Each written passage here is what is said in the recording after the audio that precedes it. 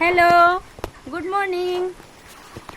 अभी सुबह का टाइम है, हम लोग हैं बॉयलर फार्म में। ভিডিঅ'টো অসমীয়াত বনাওঁ। ৰাতিপুৱা সময় ৰাতিপুৱা এতিয়া হৈছে 10টা। তে আমি আছোঁ ব্ৰইলাৰ ফাৰ্মত। এণ্ডিঙৰ টাইম আহিল বুলি গ'লে হ'ব। আজি 45 ডেজ কমপ্লিট হ'ব আৰু 4 দিন আছে। তো এইলা লৈ যাব, তাৰপিছত আমাৰ কাম খতম।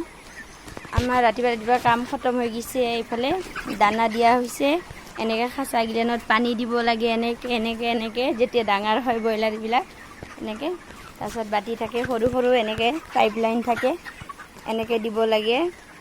তো আমাৰ প্ৰায় 3 কেজি আপ হৈ গৈছে ব্ৰইলাৰবোৰ। দেখিবলৈ সৰু লাগে যেনিবা, কিন্তু ডাঙৰ হৈছে আৰু ৰেগিং কৰাও হৈ গৈছে।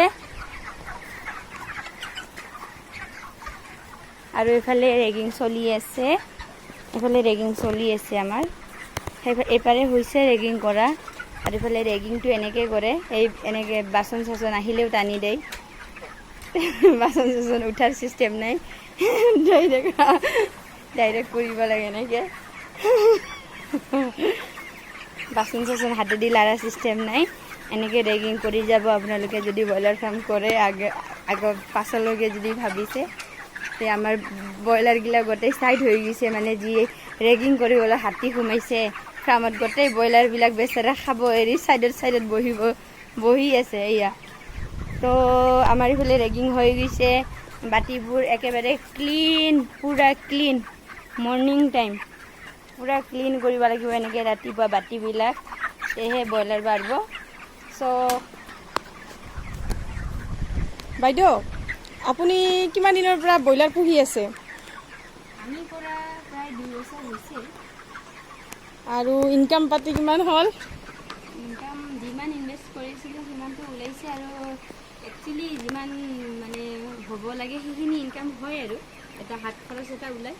অঁ, ব্ৰইলাৰবিলাকক দেখা ৰ'ব অলপ ভিডিঅ'টোত।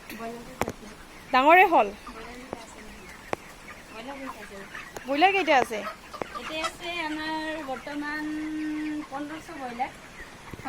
আপোনালোকে ৰেগিং কৰা হ'ল নেকি বাইদেউ? আমাৰ ৰাতিপুৱা ৰেগিং কৰা হৈছে, আৰু এইবিলাক বাতিবিলাক এইবিলাক চাফা কৰি পানী দিছোঁ। অঁ, ফাৰ্মৰ মানুহ আহিলে খালি আমাক গালি পাৰি থাকে।